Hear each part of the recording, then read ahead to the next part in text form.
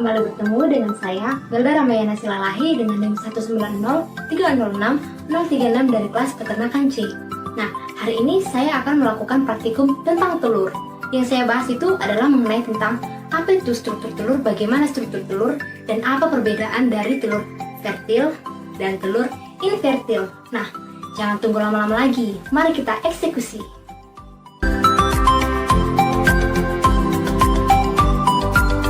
Pada praktikum kali ini, telur fertil yang saya gunakan yaitu telur ayam kampung, sedangkan telur infertilnya itu telur ayam negeri atau telur ayam ras. Bisa kita lihat kan teman-teman perbedaan warnanya. Kalau yang telur ayam kampung dia lebih putih ke krem gitu, sedangkan yang telur ras itu dia warnanya kecoklatan. Oke, selanjutnya mari kita buka. Ini pelan-pelan ya dibukanya supaya air sak yang ada di dalamnya itu tidak pecah gitu. Saya menggunakan ini.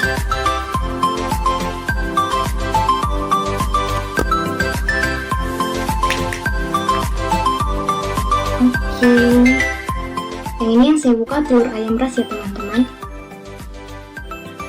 Kali ini yang saya bahas pertama itu adalah mengenai tentang kerabangnya atau cangkang daripada si telur. Pada kerabang ini ada 4 bagian yang akan saya bahas. Yang pertama itu ada kutikula. Kutikula itu adalah lapisan yang paling luar. Ini kan kerabang. Lapisan yang paling luarnya ini itu yang disebut sebagai kutikula. Nah, kutikula ini berfungsi untuk mencegah bakteri masuk ke dalam telur. Selanjutnya adalah kerabang itu sendiri. Ini kerabang ini. Kerabang ini bersifat poreus atau berpori, dan pori-porinya ini teman-teman bisa mencapai dari 7.000 hingga 17.000. Saya akan menunjukkan bagaimana pori-porinya. Oke, bisa kelihatan.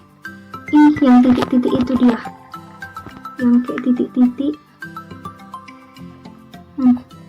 Itulah gambaran daripada pori-pori yang dimiliki oleh si kerabang tadi. Nah, membran kerabang ini atau disebut sebagai membran shell itu memiliki 2 bagian, ada outer membran dan inner membran.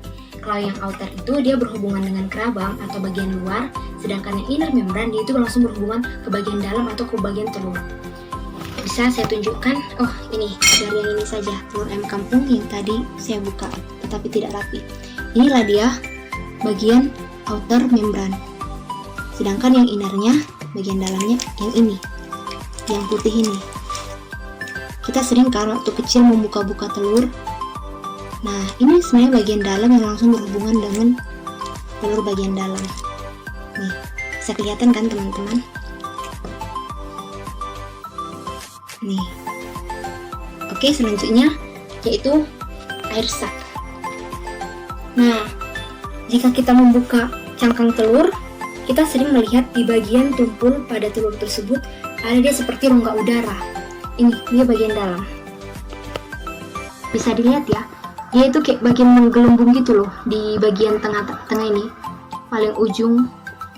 Dia kayak menggelembung gitu. Nah, fungsinya daripada air sak ini untuk membantu sirkulasi udara pada embrio. Ini dia. Nah, air sak ini juga teman-teman, jika telurnya itu semakin tua atau semakin lama disimpan, maka dia juga akan semakin besar. Itulah dia air sak. Mau saya buka? Ya, ini kita hancurkan dulu biar teman-teman bisa lihat. Ini dia kan menggelembung kan? Nah, dia bisa terbuka. Di dalamnya itu dia kayak terisi sama angin gitu, terisi sama udara. Itu yang dinamakan air sak. Selanjutnya yang akan saya bahas itu mengenai albumen teman-teman. Albumen itu yang warna putih ini. Albumen ini sendiri berfungsi untuk melindungi zigot dari goncangan atau partikel lain. Nah, albumen ini memiliki 3 lapisan. Yang pertama itu ada outer thin white, dan inner thin white. Oke, biar semakin terang, ini adalah bagian outer thin white. Dia itu teksturnya itu lebih cair. Dia cair. Inilah yang sering membuat ketika kita memasak telur itu minyaknya itu menciprat-ciprat. Karena ini dia cair. Selanjutnya ada thin white atau ini yang dia berbentuk ini. Nah, teksturnya itu kental ya teman-teman. Teksturnya itu kental. Dia menempel di dekat yolk. Ini yolk. Inilah dia thin white.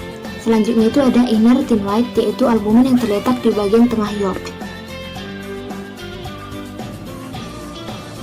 Di dalam albumin ini terdapat 7 jenis protein.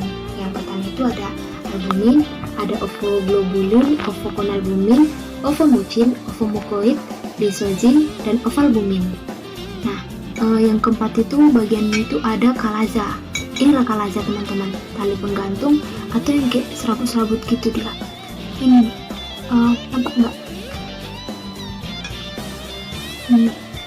Dia seperti tali penggantung yang berfungsi supaya yolk tetap berada di bagian tengah telur. Ini yolk, biar dia tetap ada di bagian tengah telur itu. Itulah fungsi daripada kalaza ini. Selanjutnya kita akan membahas mengenai yolk atau kuning telur. Nah, yolk ini teman-teman itu yang berwarna kuning ini ya. Yolk ini bersifat semi liquid dan granular. Dia berjumlah 1 dan berada di tengah telur. Inilah yolk itu. Nah, ini berwarna jingga hingga keorangan karena terdapat pigmen karoten yang bernama xanthofil nih teman-teman. Selanjutnya kita akan membahas tentang germinal disc. Nah, germinal disc ini bisa ditunjukkan ya. Ini dia. Bentuknya itu kayak titik gini, kayak putih ini. Nah, inilah yang akan berkembang menjadi embrio. Dia ini memiliki berat jenis lebih kecil dibandingkan yolk dan terletak di permukaan yolk. Kita letak di permukaan yolk. Ada juga yang disebut sebagai membran vitelin. Membran vitelin ini merupakan membran yang membungkus yolk atau juga bisa disebut sebagai membran yang menjadi pembatas antara yolk dan albumin. Membran ini bersifat elastis loh teman-teman. Fungsinya untuk membuat yolk itu tetap berbentuk bulat.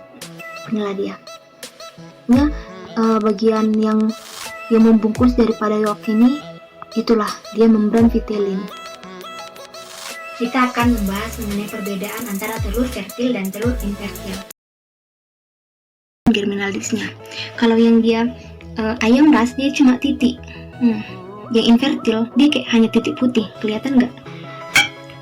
Titik putih. Sedangkan yang di fertil dia kayak berbentuk cincin putih. Inilah dia. Nih. Ini yang fertil. Demikianlah praktik yang dapat saya lakukan, dapat saya jabarkan kepada teman-teman di hari ini. Apabila saya memiliki kesalahan baik dalam perkataan dan perbuatan, saya meminta maaf yang sebesar-besarnya.